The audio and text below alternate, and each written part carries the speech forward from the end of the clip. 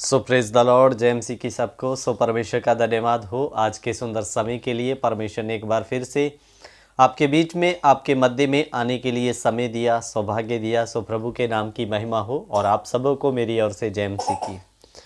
मेरे प्यारो, आज जिस विषय पर हम बात करने के लिए जा रहे हैं वो विषय बड़ा महत्वपूर्ण है। ध्यान देकर आप लोग इस विषय को समझना है।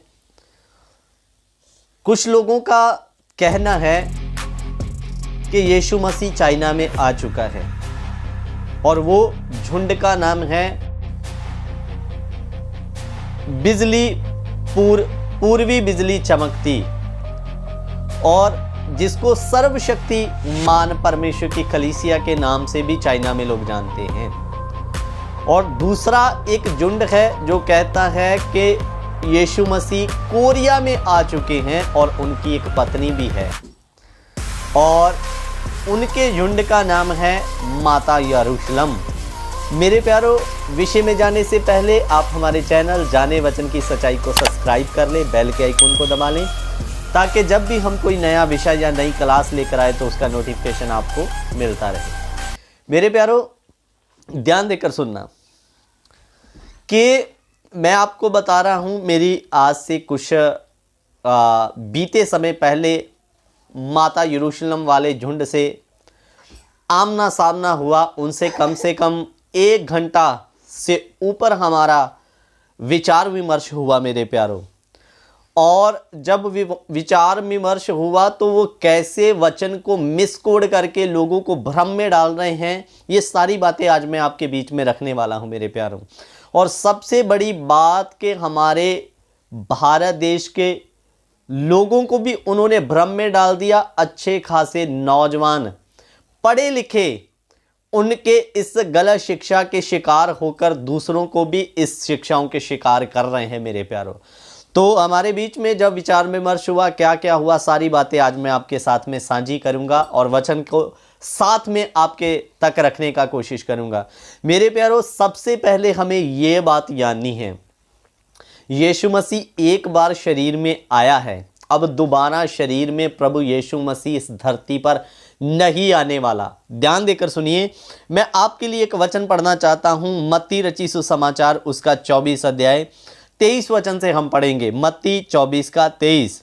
सो इधर में लिखा, उस समय कोई तुमसे कहे देखो मसीह यहाँ है, मसीह वहाँ है, तो विश्वास ना करना। स्वयं प्रभु यीशु मसीह ने चेलों को कहा, अगर कोई तुम्हें कहे यीशु चाइना में है, या यीशु कोरिया में है, या यीशु भारत में है, तो विश्वास ना करना। आगे क्या कहता, क्योंकि झूठे मसीह और झूठे भविष्यद्वक्ता उठ खड़े होंगे और बड़े चिन्ह और अद्भुत काम दिखाएंगे, यदि हो सके तो चुने हुओं को भी भरमा देंगे।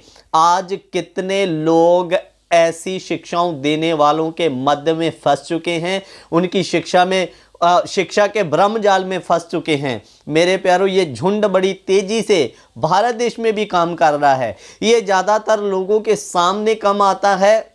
ये जैसे हमारे व्हाट्सएप मसीह ग्रुप हैं, उनमें अपना नंबर को ऐड कर लेते हैं, उनको कहीं ना कहीं इनको लिंक मिल जाता है, उनको ज्वाइन करते हैं, फिर अपना धीरे धीरे ये मैसेज डालते हैं। और भी जानना है तो इस लिंक पर क्लिक करें और फिर उस नंबर के बीच में उनको पर्सनली कांटेक्ट करके ऐसे लोगों को ये लोग अपने भ्रम में डालते हैं। तो इनके जाल से बचें। अगर किसी ग्रुप में इनका लिंक ऐड हो जाता है या ये लोग ऐड हो जाते हैं तो इनको जरूर रिमूव किया जाए, क्योंकि ग्रुप में हर एक विश्वासी सिद्ध नहीं होता। कच्चे विश्वासी भी होते हैं, कम ज्ञान के भी होते हैं, जो इनके झांसे में फंस जाते हैं मेरे प्यारों। सो इधर में लिखा, चुने हुओं को भी भरमा देंगे। और 25 में लिखा, देखो मैंने पहले से ही तुम्हें ये सब कुछ कह दिया, इसलिए यदि वह तुमसे कहे देखो वह जंगल में है, देखो वह तो जंगल में है तो बाहर ना निकल जाना, देखो वह कोठरियों में है तो विश्वास ना करना। क्योंकि जैसे बिजली पूर्व से निकलकर पश्चिम तक चमकती है, वैसे ही मनुष्य के पुत्र का आना होगा। इधर में प्रभु यीशु मसीह ने ये क्या उदाहरण दिया, क्योंकि जैसे बिजली पूर्व से निकलकर पश्चिम तक चमकती है, वैसे ही मनुष्य के पुत्र का आना होगा। ये कहता प्रभु यीशु मसीह स्वयं कहते, मेरा आना ऐसा नहीं कि किसी को पता ही ना चले। मेरे प्यारों, इसमें भी दो भेद हैं, एक है सबके सामने होने वाला आगमन, दूसरा है गुप्त आगमन। गुप्त आगमन में दुनिया को पता नहीं चलेगा, सिर्फ विश्वासियों को पता चलेगा। और जब वो सबके सामने आएगा, ये सबके सामने होने वाले आगमन की बात कर रहा है, जैसे बिजली पूर्व से निकलकर पश्चिम तक चमकती है। कहने का मतलब, जब बिजली चमकती है, जिधर भी चमकती है, पूरे गांव, पूरी सिटी को पता चल जाता है। ऐसे ही यीशु मसीह जब सबके सामने आएगा तो चुपचाप नहीं आएगा, पूरी दुनिया में शोर के साथ आएगा। तो मेरे अजीजों, अब ये लोगों का मानना है वो आ गया, कोई कहता चाइना में, कोई कहता वो कोरिया में, लेकिन नहीं आया।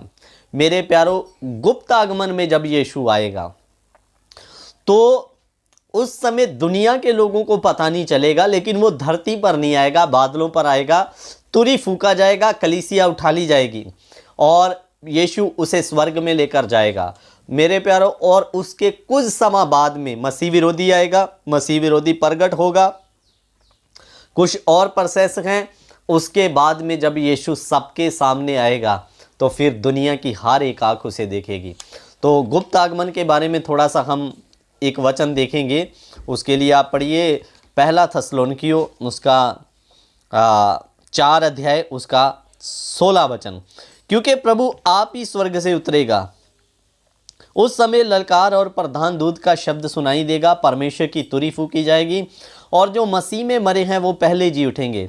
हम सब जो जीवित हैं बचे रहेंगे और उसके साथ बादलों पर उठा लिए जाएंगे। जब गुप्त आगमन में आएगा तो परमेश्वर की एक तुरी फूकी जाएगी, जो सबको नहीं सुनाई देगी, बस परमेश्वर के चुने हुए लोगों को सुनाई देगी।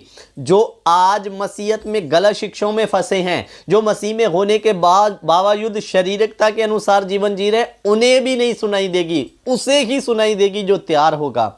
और मेरे प्यारों, जो मसीह में मरे हैं विश्वास के अनुसार और वचन के अनुसार जिया, वो पहले उठा लिए जाएंगे। और जो जिंदा है वो एक मरणहार देह को पहनकर मसीह के साथ बादलों पर उठा लिए जाएंगे मेरे प्यारों।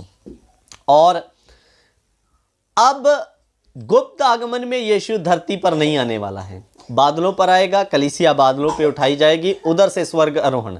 और मेरे अजीजों, जब सबके सामने आएगा तो गुप्त नहीं, या ऐसा नहीं कि वो किसी के गर्भ में आ गया, पैदा हो गया, किसी को पता ही नहीं चला, ऐसा नहीं। वो अपने वही स्वर्गीय देह में सबके सामने बादलों पर आएगा और हर एक आंख उसे देखेगी।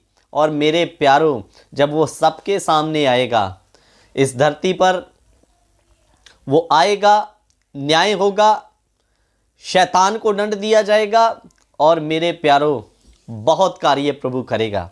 और मेरे अजीजों, इसलिए कभी भी किसी के भरमामे में आकर इस चीज़ पर ना उतरें।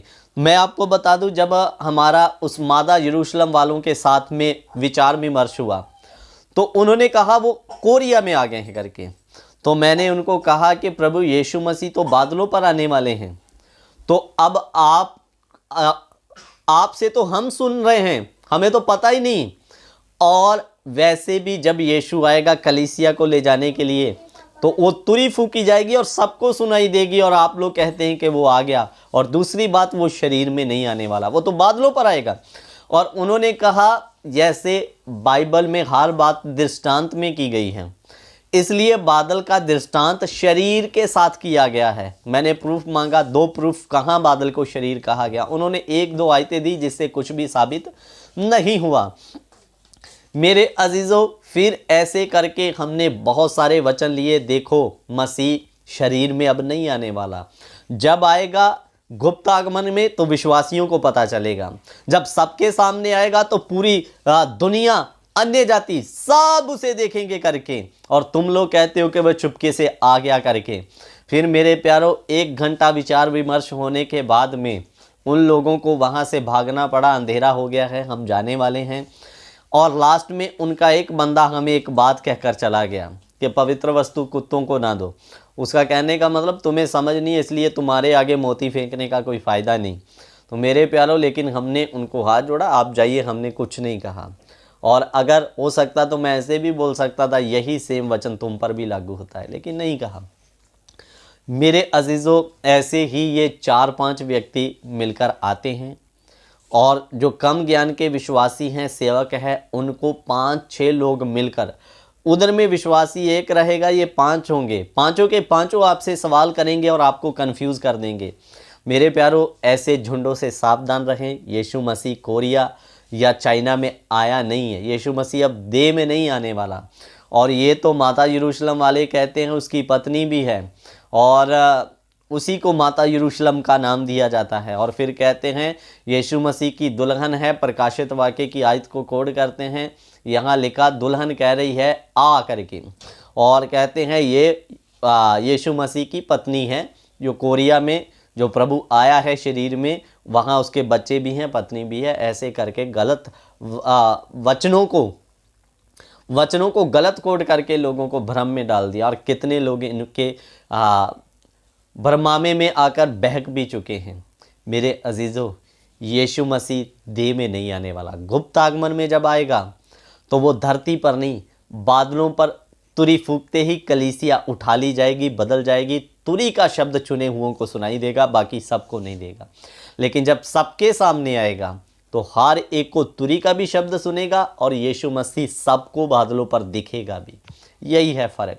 इसलिए कभी भी किसके भरमाने में ना आए। यीशु आ चुका है, वो कोरिया में या चाइना में नहीं। सत्य को जाने, सत्य के पीछे चले, सही वचन को आप पढ़ें और स्वयं छानबीन करते उनसे सवाल करें, किधर लिखा यीशु शरीर में आएगा करके। सो मेरे प्यारों, मैं आशा करता हूँ आपको ये बातें समझ आई होगी। प्रभु इन वचनों के द्वारा आप सबको आशीष और बरकत दे। सावधान रहें, सतर्क रहें। God bless you. ये एमसी की सबको।